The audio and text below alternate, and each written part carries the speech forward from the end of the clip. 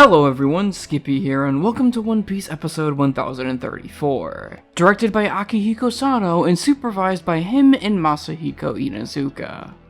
After last week's insane action-packed fair, we're dialing it back a bit with another outsourced episode, but not from Magic Bus or even Studio Masket this time. As Studio Bridge, best known for Fairy Tail and the recent Shaman King series, are the ones taking the helm here, with the character designer for the aforementioned series, Akihiko Sano, being the one who guides it all. With him not only storyboarding and directing the episode, but also serving as one of its animation supervisors, which to some may come off as ironic due to the often joked about similarities between One Piece and Fairy Tail. Bridge isn't an insanely animation-heavy studio by any means, but they're surely a step above Magic Bus in terms of general quality. So while I don't know quite what to expect from this episode as I'm not too intimately familiar with Sano's work, I am interested all the same in seeing how it'll turn out. So how will episode 1034 fare coming from our newest outsourcing partners? Let's waste no time and find out.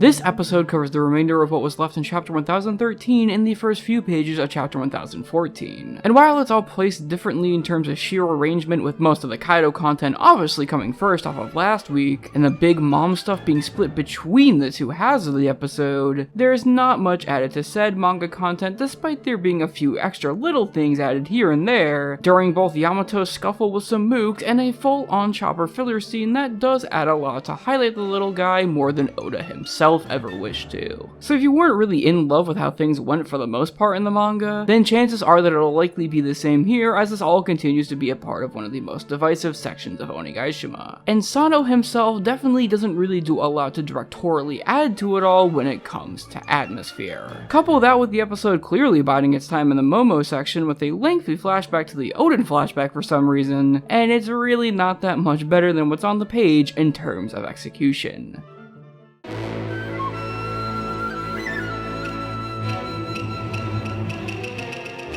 While it has a few cool little ideas within it, Sano's board comes off as less vibrant than even Nakashima's more subdued work on Magic Bus episodes, with it mostly either copying the manga or just being chock full of rather by-the-books compositions that do the job, but aren't all that exciting to look at. Now that's not to say that I expected the world out of this board, because I didn't expect that much, but just don't go in expecting something exciting and memorable and instead look for something serviceable on the whole, which really just fits the bill for an outsourced offering like this. It's chock full of Ichikawa's own corrections as chief supervisor rather than much of the bridge staff's art, and on the whole, both direction-wise and visually, it isn't all that much to write home about, which makes this first entry from the newest outsourcing house on the show rank right around where most of Magic Bus's work did almost consistently. Not bad by any means, but it's definitely clear that if they're the main studio to go to when it comes to outsourcing now outside of Masket, that we can expect most meh chapters to hopefully be sent their way. Next week though, we get right back into the in-house offerings with episode 1035. Sho Inuzuka, who did very well with Nakashima's board last time, is once again taking the reins of another one of his boards. And with Naotoshi Shida looking to hammer that home as he seems to be doing the penultimate scene of the episode, we should be in for something solid, and yes, that also includes Shimanuki's work as well. Anyways guys, that's it for now. I'm Skippy, and at least we got a new Nami eye catch.